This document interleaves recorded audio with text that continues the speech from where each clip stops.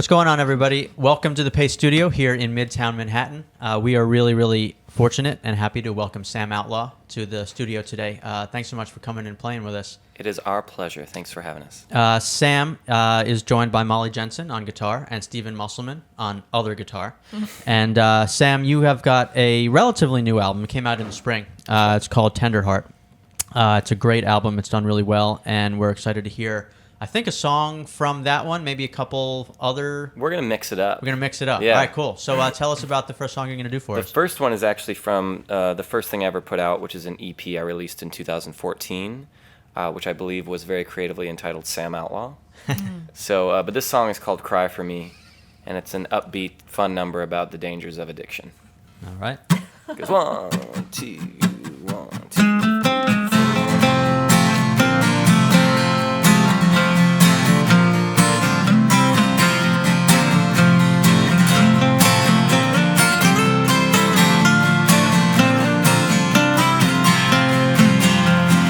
Trying not to drink too much.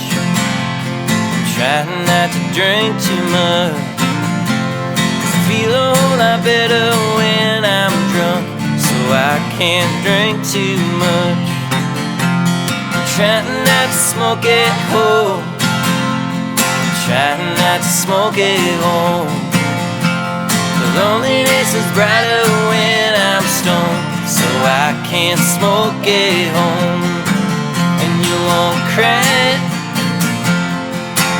and you won't cry, you won't cry, you won't cry for me.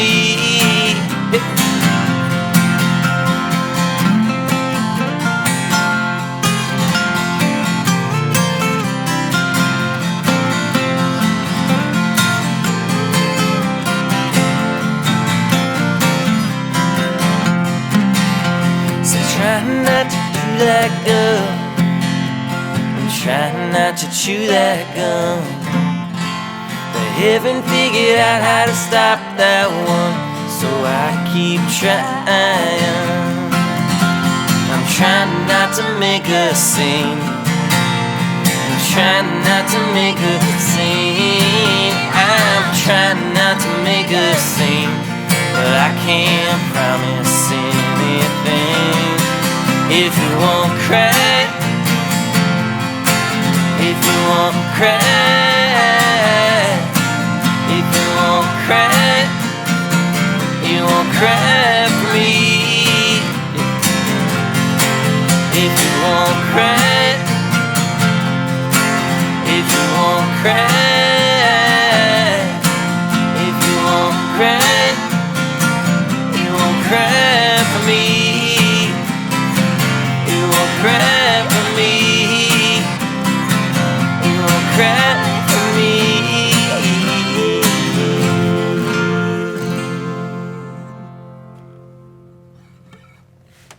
Thank you, guys.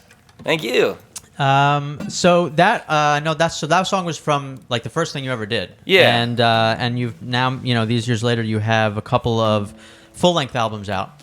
And I know that. So you're a San Diego guy, right? I was originally. I was born in the Midwest, in South Dakota, right? Yeah, correct. Which is a state. It's a lot state. of people don't know that South I've Dakota. heard. Yeah, it's not out like there. the city that is south of North Dakota. It's not. No, it's Yeah, the right. state of South Dakota. But yeah, I was born in South Dakota, and then my family moved to North County, San Diego when I was 10. Right. So I kind of grew up in Southern California. Right, and I've heard your sound referred to as SoCal country. That's because I made up that term. That's right. So that I can credit it to you. Yeah. But of course, that as a fan of country music, that brings to mind the Bakersfield tradition and the whole sort of California country, Merle Haggard and Buck Owens. And is that the tradition that you sort of see yourself being a part of, or no? Yeah. I mean, when country rock was kind of like sprung out of LA in the late 60s, I think that is a really great example of just how Los Angeles kind of tends to breed an eclectic mix of music. Yeah. So I feel like, it's all closely related, right? You got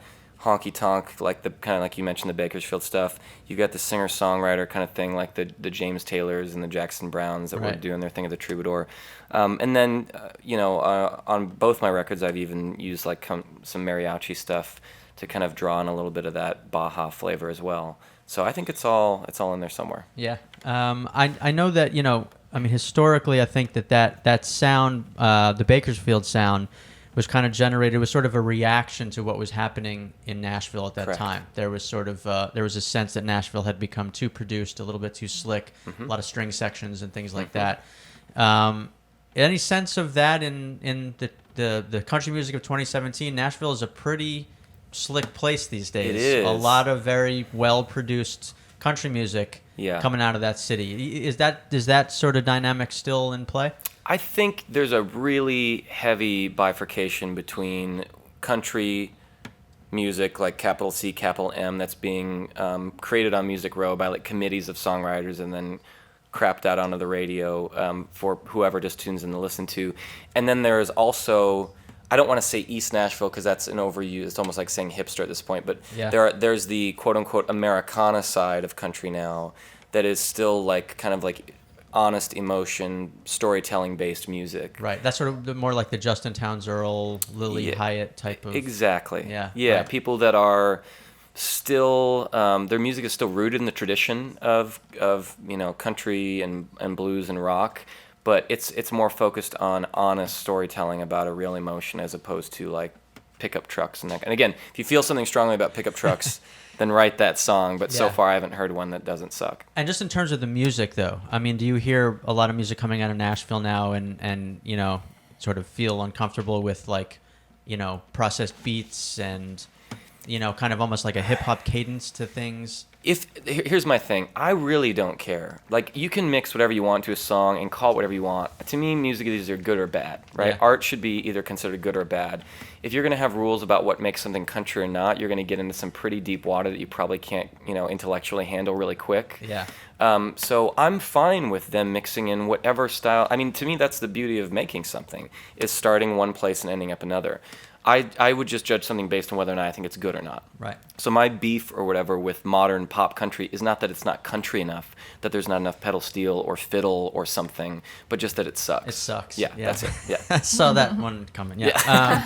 So tell us about the next song you're going to do. Is this also an older one or a newer one? This is one from my first LP. So I put out a record in 2015 called Angelino. Angelino, of course, just meaning someone who lives in Los Angeles. Yeah. And this is actually the title track of that record.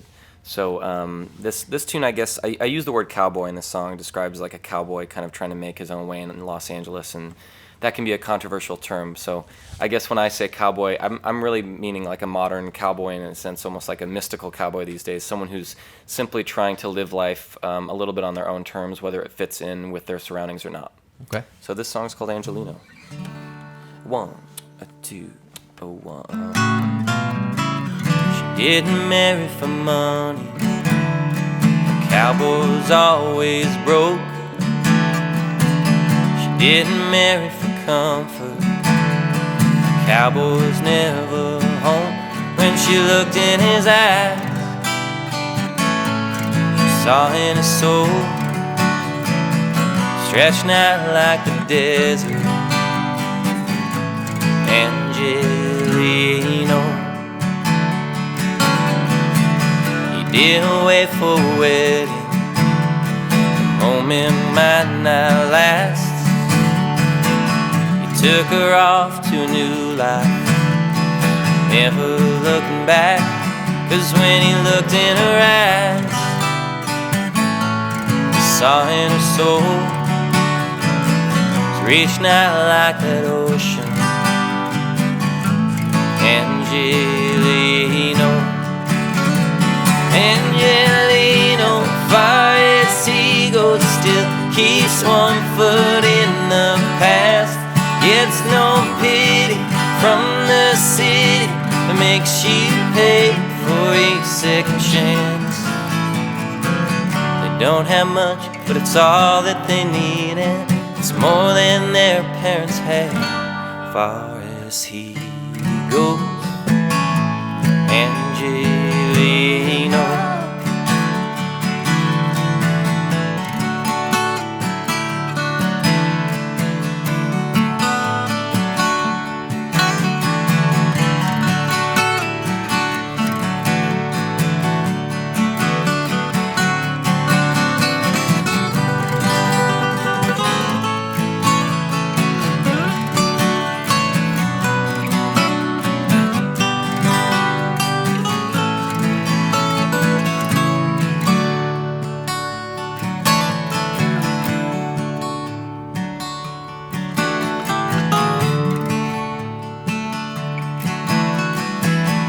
didn't plan for a baby. God gave them a son. The city's dirty, but maybe the dirt'll make him strong. 'Cause when they look in his eyes,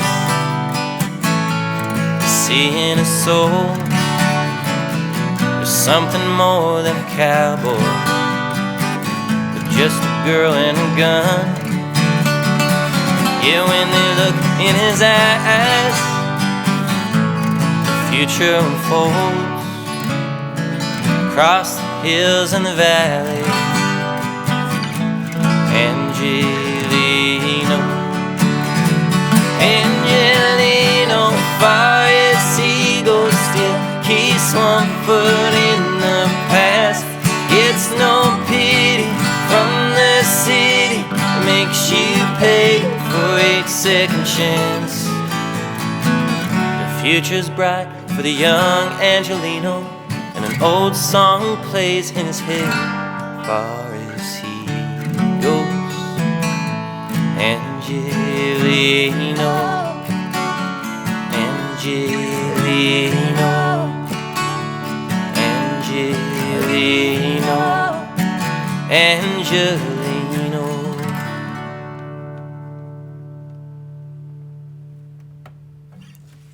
Thank you, guys.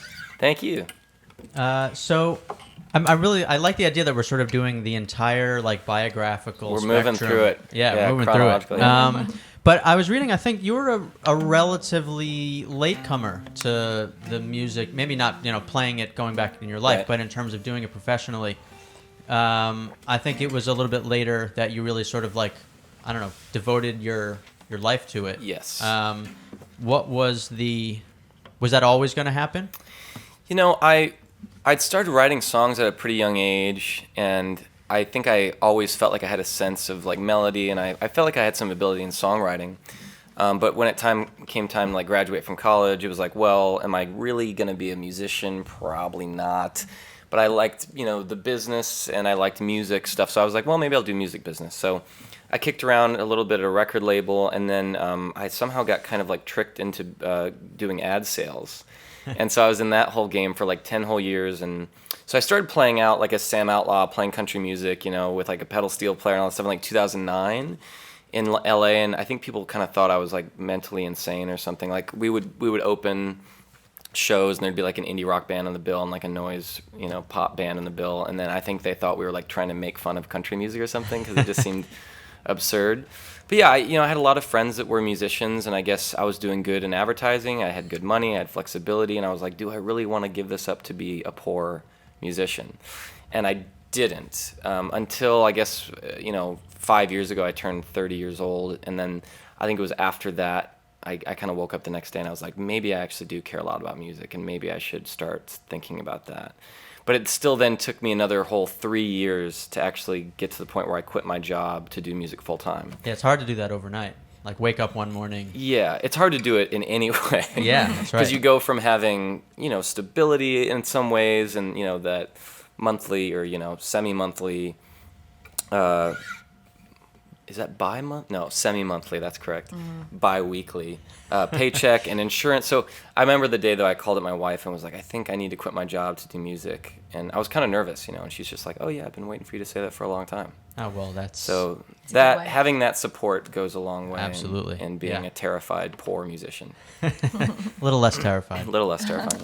One other thing, to sort of swing it around, I mean, we were talking about, California and Nashville and South Dakota. I was noticing that the record Tenderheart has done especially well in the UK. Yeah, really everywhere other than America. Everywhere other than America. And you've been touring out there, Yep. I believe, right? Correct. So I'm curious, this is such an American style of music, and there's no secret that Europeans often really dig American music. But as we dig their stuff, yeah, it's like you kind of like the thing you don't have, or whatever. Yeah, right. I mean, has anything really kind of shocked you about that reception, or you're like, well, no, this is what I expected. English people love country music. I don't know if I've been fully shocked. I mean, the first time we went to Scandinavia, it was just me and Molly doing a duo tour, and it was like our first show. We were playing at in Gothenburg, Sweden. I was so jet lagged, I was so nauseous that I was like, I'm probably gonna have to Ralph on stage. So we had like a contingency plan for when I have to leave the stage to go barf. And we get out there to this packed room of screaming fans, like hundreds and hundreds of people, and it scared the crap out of me. Yeah. So you immediately threw up. So I immediately threw up, and then I was great. No, we somehow got through the set without anything disgusting happening. But that was like a pretty like eye-opening moment. Like, whoa, they like their country music out here, and they were. I mean, we've been in Spain where they were singing along so loud that I couldn't even hear us. So those moments are strange. Yeah. And then you come home and it's like, you know, you're like, you could pick up everyone in a limo and give them like free weed, and like they still won't come to a show, you know. So it's funny. Run that offer by me. Next I time will. you see me. I'll get your. You'll I'll have get one. your You'll email. have one person. Yeah, in the one room. guy. Cool. Yeah. So those moments are always a little strange, and you're like, why can't LA care about LA country? Is it a glut thing? Like, I mean, when you go to Europe, are you sort of like providing that room with the only country music they're going to see for 6 months? And It used to be more like that. Like they were saying, someone in the UK was telling me like maybe 4 years ago, they'd get like maybe Casey Musgraves and someone else or something. But in the last couple, 2-3 years, again, whatever you want to call it, Americana, let's say, has kind of exploded for them. So myself and my, you know, counterparts that are doing, you know, similar kind of stuff, we're out there now at least a couple times a year. So those shows are more regular for them now. But still, certainly, I think there is a romanticization of the American West. Yeah. We romanticize it. We are the American West. Yeah. And certainly they do too. Yeah, that's cool. So in keeping with our, we've come to the last chapter here of the Sam Outlaw story. You're going to do a song for us from Tenderheart. Yes. What's that one going to be? Well, I feel like we'd be remiss to call ourselves country performers if we didn't do a very slow, sad waltz that makes everyone depressed. So I'm let's ready. get to it. Yeah, hit this me. song is called Diamond Ring. I say that this song is written about a self-centered 20-something. And I'm no longer in my 20s, but the rest still holds up pretty good. So how do we do this, which is the three of us? I'll just start right in and out. Okay. You took me dancing, you got me drunk, you kissed me, oh I remember. I was a man needing a woman's touch, and that's all that I claim to be. Now you got questions, now come the tears. You want my heart to surrender. I see no courage in ending life here. I see no reason at all. And I see no diamond ring on your finger. I see no diamond ring on you at all.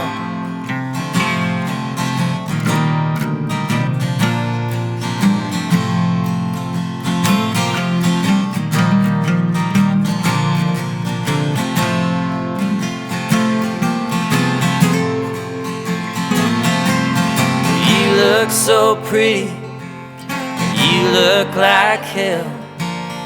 You kissed me, oh I remember. A couple of whiskey from a bottomless well, but I must have been quite sure.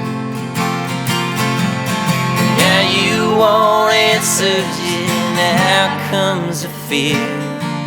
You want me only forever. I see no wisdom in drawing death near. No, I see no reason at all. And I see no diamond ring on your finger. I see no diamond ring on you at all.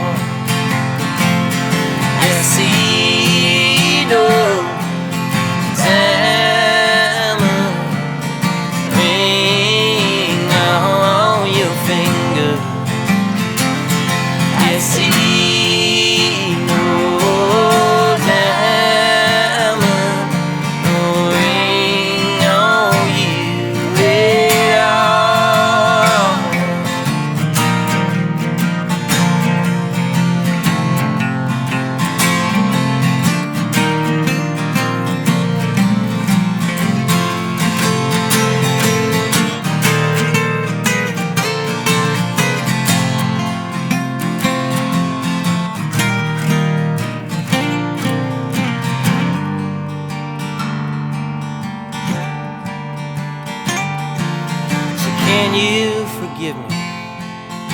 I put in trust with someone who thinks I'm so special.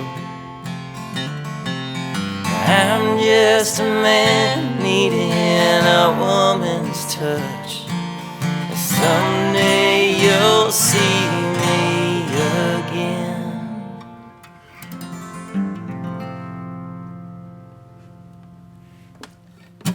Thank you, guys. Thanks, man. Yeah, man. Thank you. So that was 3 songs already. I can't believe it. Whipped through it. That one was from Tender Heart, which Yes. is a new album. Yep. And you are touring behind that album right now. I know you guys got a show coming up tonight at the Knitting Factory in Brooklyn, We do. right? And With then some great openers, Zephaniah O'Hara, who's a Brooklyn local, and Michaela Ann opening as well. nice. And where to from here? Always the question, and I never know. I think we're going to a place called Massachusetts. Yeah, Does also that a sound state. familiar? I'm told. Also a state, yeah. Yeah. Although a little known. Little known. A little known state. Definitely Well, little all these known. dates are on samoutlaw.com, if I'm not Yep. mistaken. Yep. /tour, if you want to get right to it. You don't have to click around. Skip all the rest Yeah. of the stuff. Yeah. Well, the album is called Tender Heart, and everyone should go and get it. And check out Sam tonight at the Knitting Factory here in New York, wherever he's going to be. Check out samoutlaw.com. Guys, thank you so much for coming and playing these great songs for us at the Pace Studio today. Our Thanks pleasure, for man. having Thanks for us. having us. Yeah, come back anytime. Will do. Thanks.